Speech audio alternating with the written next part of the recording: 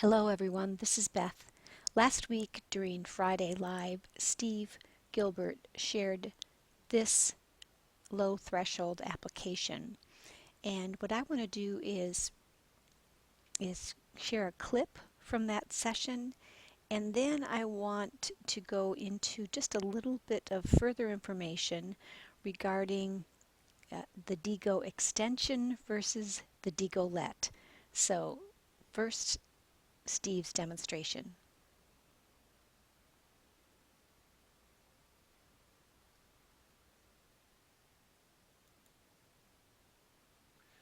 Other thing, I wanted to show you, note this image. This is a photograph of somebody climbing an overhang. That's supposed to be indicating hangout and bleeding edge kind of stuff.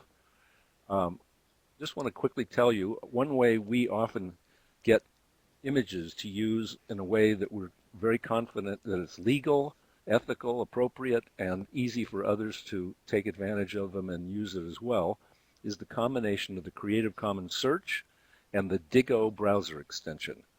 In this case, I use the Creative Commons search, which you can link to. I put the link in this slide, and by the way, the slides will be available as part of the recording. And you'll also learn that we will make available a lot of this through another DIIGO repository as a routine matter that we do anyway. But let me just keep going.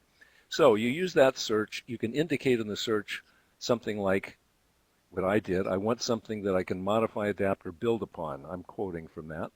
So that means legally, not only just that it's possible technically, but legally. And then you scroll around after you put in something like I put rock climbing overhang, and I found a lot of images, and then I clicked on one I liked. And I downloaded it onto my computer. But then I wanted to be sure that not only as I did that, that others would be able to use it as well, and that I was giving correct annotation and attribution. So I had already added to my browser, excuse me, a DIIGO extension. That's DIIGO. Once you've done that, when you're using your browser, if you double click on some image and then right click on the image, you get a few options, one of which is to select DIIGO Web Collector, Capture, and Annotate, and you'll get some sub-choices there, one of which is save the image to DIIGO, and finally attach it to the page URL. You just follow those little clicks, and you then will have that particular annotation and the image itself added to the collection in DIIGO that you want to use. You're welcome to use ours, and we'll show you a link to that shortly. Okay. In that recording, Steve was referencing the DIIGO extension, and during this week and at the member exchange keeping up event, we were talking further about and demonstrating how to actually do what Steve was describing during Friday Live, and then we discovered that some people have on their browser the browser add-on called DIIGO let versus the DIIGO extension, and so the actual steps to doing what Steve was suggesting were a little bit different. And I happen to have the DIIGO let on my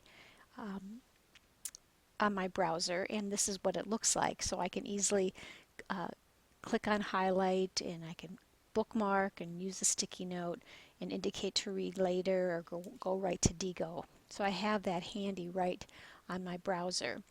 And what I don't have personally is the DIIGO extension. So what I'd like to do is just demonstrate for those of you who also might be new to the DIIGO extension just what that is and how you get it. So I will be right back to demonstrate that.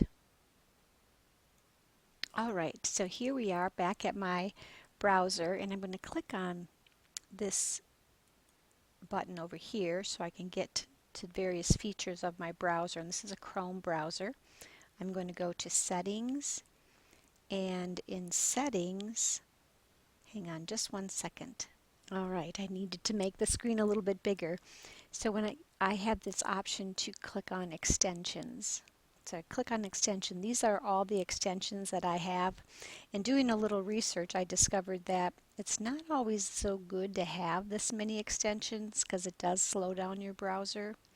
So I may need to clean that up a little bit, but I can get even more, or at least one more.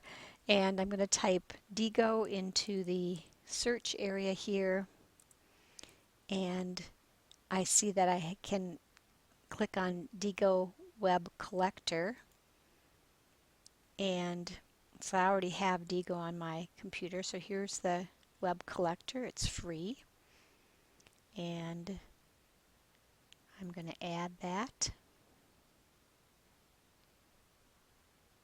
It's checking here. So it says it's been added to my browser. So here it is right here. So now I have this option. So I can take a screenshot, read later, share, and focus and search on DIIGO. So what I discovered was that it seems like the DIIGO Let and the extension do the same thing.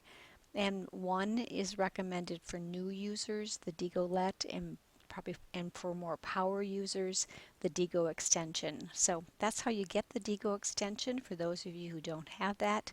And then you'd be able to walk through the process that Steve was talking about regarding capturing a picture and its annotation and saving that in DIIGO. So I hope that helps. Thanks, everyone.